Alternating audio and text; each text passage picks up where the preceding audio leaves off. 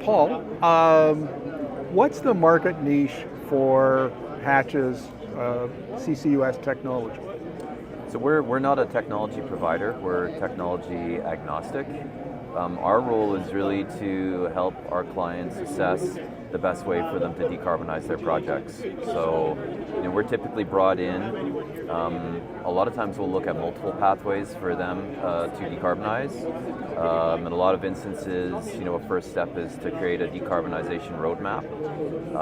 And that might be looking at some of the low-hanging fruit, ways to decarbonize their operations, and then moving into some of the more expensive, but a lot of times more meaningful reductions in CO2 emissions, like for instance with carbon capture. So once we do that initial assessment, every client, every emission source is different. We look at the emission source, we assess the concentration of CO2 in the flue gas streams, and then we help to select the appropriate technology for CO2 removal from those flue gas streams. So our job is really more of an implementer of technology. So we help look at the different technologies that are out there, select one that looks appropriate, and then design the projects and ultimately implement them. So the oil sands gets a lot of attention because it's said that it tends to have CCUS make up about 2/3 of its emissions reductions. So would you work with oil sands companies to assess their needs, recommend the technology, and then design the project? Absolutely. We're working with multiple oil sands companies to help decarbonize their operations, including carbon capture projects. I think the oil sands companies get the lion's share of the press when it comes to that. But interestingly, it's not just oil sands companies. We really see it across industries. So other upstream oil and gas producers, midstream oil and gas companies, downstream companies looking to decarbonize their refinery operations. And that's just oil and gas specific. We're involved with other projects with companies including power generators, fertilizer producers, steel makers. So there's really, it's not just about the oil sands companies. There's a lot of companies that are putting in significant efforts right now to decarbonize their operations. What about conventional oil and gas? I mean, there are literally 155,000 producing wells in Alberta. Is there anything you can do for that sector? Well, every instance is unique. Certainly, outside of oil sands with conventional oil and gas operators, I would say, with a broad stroke, that most operators are looking at how can they decarbonize their operations. So in some instances, carbon capture might be the answer. But generally you need sort of larger volumes of CO2, concentrated point source emissions for carbon capture to make sense. In other instances, there's other options. In some cases, it's electrification. So a lot of oil and gas equipment tends to run off of natural gas engines. So we're involved with a lot of companies that are looking to decarbonize their operations simply by replacing their natural gas-fired engines with electric drives and connecting them to a green grid. I mean, it only works if you're connecting to green power, of course.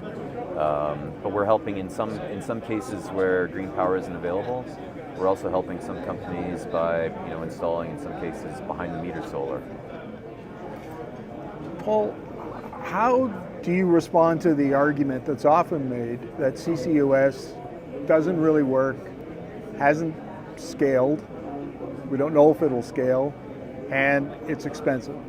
What's the response to that? Well, I think there's a bit of misinformation as far as the maturity of carbon capture. And the reality is that in natural gas processing and refinery operations, we've been removing CO2 from gas streams for decades at very large scale. So, in that sense, it's not an unproven technology. What's different is that this is a bit of a different gas stream. But I would say that in the oil and gas industry, we're used to looking at all sorts of different gas streams. So I'd say that it's not a new technology, but the implementation is slightly different. And there are certain challenges with that, but I feel that these aren't things that can't be overcome. I think a lot of these companies that are providing the technology for carbon capture, they've been able to develop solvents for amine-based capture that can withstand some of the contaminants. And in some cases where we'll get involved is designing some pretreatment options for the flue gas to remove some of those contaminants up front that can help prolong the life of the solvents. What does it cost to remove a ton of CO2 out of a stream? I'd say there's no one answer for that. It's highly dependent on the scale of your carbon capture operation. What I will say is that I think the industry is going to be trending in the right direction. So there's a lot of research going into these facilities. The initial very large post-combustion carbon capture projects that were built at a commercial scale were quite costly. But the industry is fantastic at learning from mistakes, becoming better at project execution. I think there's going to be a real focus on the execution of these projects because they are high capital, high dollar value projects. There's going to be a real drive to make sure that they're implemented efficiently, and that's something that I think the oil and gas industry in general has done very well in its history. But can you give us a number, like a range? Is it like $50 a ton to $100 a ton, or is it more than that? Can you just take a stab at it? Yeah, it'll be a higher range than that. But again, the range is just so highly dependent on the concentration of CO2 in the flue gas or in the gas stream in general, and the volumes that the range is very broad. Is it under $200 a ton? I think that's probably where we'd like to see it getting down into that range. Right now, the current projects that we're seeing are higher than that. When Canada increases its carbon tax, and I guess in Alberta it's the TIER, is the industrial emitters carbon tax, but it's supposed to get to $170 by 2030. If companies were exposed to the entire $170 instead of getting the discount they currently do, would that pretty much make the project self-financing, or at least make it economic without need for government subsidy? I think the economic case becomes much more compelling when you get to $170 a ton. For these first projects that we're trying to get online before 2030, I think that government funding is going to be an enabler. It is going to help these projects take off. And beyond the federal funding, I think there's hope that there'll be some provincial commitments in there as well. I think what the industry is anticipating is that we're going to get learnings from these first projects. We're going to get better solvents. We're going to get better at the capture facility design. There's going to be more work into the modularization so that we can control our costs in the shop as opposed to going out to the field to stick-built equipment where you can see costs run away on you. So I anticipate that as we continue to get projects built, we're going to see a lot of improvement in the delivery of those projects and improved economics. So I think that's the hope, is that once we get out past 2030, these projects are going to be self-financing. But that is really dependent, I think, on having a lot of certainty. I think that's what a lot of companies are waiting for is, we want to make sure that the carbon tax isn't going to change. I think there's an acceptance out there that 170 is where it's going to rise to.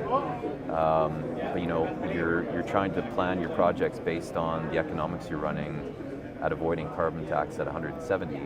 I think what a lot of companies are afraid of is that there could be changes in that target, which is going to either erode their business case, or what companies really look for is just certainty. If you have certainty around a number, you can start to plan around it.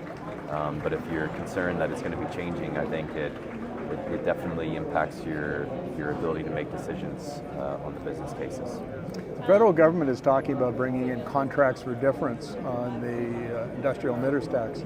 Would that be enough by itself to give companies the certainty that they need? I think that would make a big difference. It would definitely be an enabler for a lot of these projects. What about scaling up? I mean, we're talking about a really significant increase in the capacity of the CCS industry to deliver. I think last year was the whole industry in Canada captured, 7 megatons? And now we're talking about many multiples of that by 2030 and then more after that. Is the industry ready to scale? Well, I think we've done it in the past. The oil sands is a great example of where we were able to ramp up the workforce, but that doesn't mean that it's not going to be without its challenges. I think we would anticipate that there's going to be a strain on all resources to make these projects happen. So that's from the trades through the amount of engineering capacity that's available, fabrication shop capacity, and even we're talking about a somewhat limited amount of licensors that are providing these carbon capture solutions. And we're not just competing within Canada. We're competing on a global stage where many other countries are trying to make their push in carbon capture as well. So it's not going to be without its challenges. What about the ability to manufacture in Alberta? Does Alberta oilfield manufacturing have the capacity to manufacture it all here? Can it expand quickly enough to meet your needs? Or will you have to go outside, either outside the province or outside the country? I think it'll probably be a combination, and that's no different from what it was like while the oil sands construction boom was ongoing. So there is a fairly significant amount of fabrication capacity within the province. We are quite blessed to have a lot of different companies that have set up shop, whether that's for fabricating modules, fabricating pressure vessels, compression. We have significant resources that are going to be available for that. And I do anticipate if there's line of sight for additional projects that are going to be coming online, these companies will react and they'll make the investment decisions to increase their capacity. So I do see that we do have a lot of capacity currently.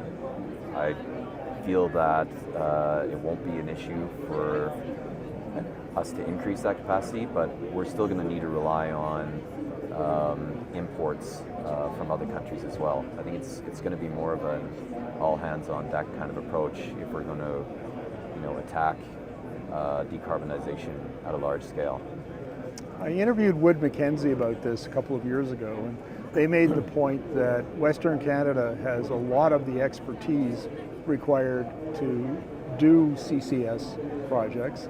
Is there an opportunity here for Alberta to deploy that expertise in other countries as well as the manufacturing? I think so. We've talked a lot about the surface components, but the oil and gas industry has significant knowledge in subsurface engineering, and Alberta in particular is somewhat blessed with a lot of pore space available to potentially store CO2. Now I think that these skill sets, whether it's on the subsurface engineering portion or the surface engineering, are going to be sought after on the world stage. So I do expect to see other countries that are coming to the United States and Canada, in particular within Canada and Alberta, they'll be coming to us. I think we are ahead of many countries, and as we continue to get these projects built, other countries will be looking to us to see how well we were able to do it. And to be fair, Western Canada, we have a lot of people don't realize this, but we've been doing carbon capture and sequestration for over 20 years. So fields like the Weyburn and Mydale CO2 floods have been active for 20 years. I think they've stored close to 40 million tons of CO2. That's a significant knowledge base that we have here. Well, Paul, thank you very much for this. Thank you.